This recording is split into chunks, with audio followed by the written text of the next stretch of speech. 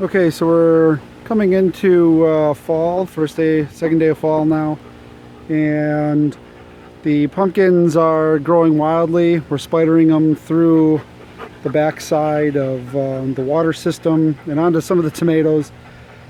This doesn't work so well. You got to use a larger pot or a shallower bucket if you're going to do pumpkins with hydroponics. You can't really hold them up. The structure of the plant really doesn't allow for that. So I'm letting them actually in this trial phase here. I'm actually trying to get them to curve over the bucket, see if they'll vine out onto the platform. Tomatoes are going real strong, getting a lot of harvest every day, and some of the tomatoes, however, are looking kind of shoddy. Got dead leaves and stuff. So when that happens, we pull the plant to make sure it doesn't have root rot. We don't want to infect the rest of the system if it has something. So I pulled one today. It was just real quick and easy, and you can see what kind of root structure we have here. This is where the tube was, and the roots here were fairly healthy. When it's real brown, you got the root rot problem. If there's a lot of fruit flies and such, that's a problem. But this is a fairly good root system. It doesn't have a lot of rot in it. It doesn't smell decayed, but it was definitely wilting. And again, we got some more over here that you can see, so we'll take those out of the system. The tomatoes are just going crazy, so you can see some of the smaller and cherry tomatoes here. It's amazing. We might be able to take some of these that are green and let them red out, just putting them out. That seems to work fairly well. But yeah, I mean, the tomatoes are really good. For next year, what we're going to do is make sure that we have more space between the buckets, and to put some lattice on the back to allow the plant to grow on something. That way it's a lot easier to pick these. The cable system, again, very stressed. It doesn't like what it's doing. I tried to create a dome here and it didn't work, and as you can see, the strings just can't hold this much tomato weight. So now I'm back to trying to forage through the basin here and figure out, are there any ripe ones? And again, this happens every day, so I mean, you really gotta maintain it now during the harvest to make it go. So beans over on the rail, and peas still doing really good. As you can see, some of the newer vegetation with the younger leaves. We did have some of the black beetles eating some of the leaves, but it wasn't too bad.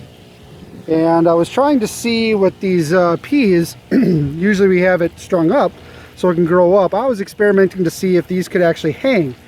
I don't know if the roots can actually hold it enough, but if this is the case, we could actually take these peas, put them up high, and grow them down instead of up. But I'm not sure if that's going to work, so I'm trying it and seeing if it'll hold. So far so good, but when that top gets real heavy, I'm going to guess that that's going to pull the roots right out of the media. This clay media does not hold very well. It's not like dirt. It doesn't pack, so you can't really have a lot of pressure on it. The bucket system's doing really good. The just keeping the system going. The pumps are all doing good. This air pump is fantastic. It is a little bit louder, but it runs real quiet. And I mean, it's louder. I mean, if you did this inside a house, this is probably too loud of a pump, but this is a $50 pump, whereas you'd pay $300 for the same pump that's quiet. And then it has a nice set of valves providing plenty of aeration for all three systems. We don't have any problems with that. And yeah, so I mean, this has been a very good first test year, and we've learned a lot through how to do hydroponics. The yield is incredible. Again, look, we started pumpkins August 1st, and here we are end of September, and we got lots of plant growth happening. So I don't know if we're going to actually get any pumpkins, because we have growing issues, problems, and also they haven't flowered yet. So we're getting to the final 20-30 days of the season. Up north in Wisconsin, it's already gone under 32 degrees. Here in Sheboygan, it has not.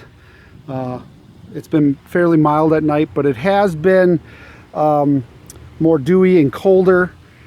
Typical fall weather, which really seems to speed up the process for the tomatoes. I don't know a lot about tomatoes, but I've learned a lot this year and how they grow, what nutrients they like, what pH they like.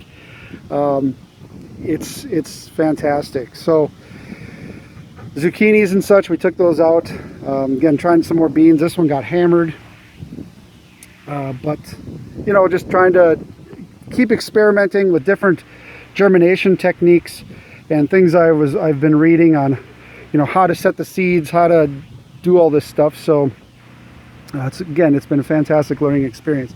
If you have any questions, comments, or concerns, post it below the video and we can share and learn together.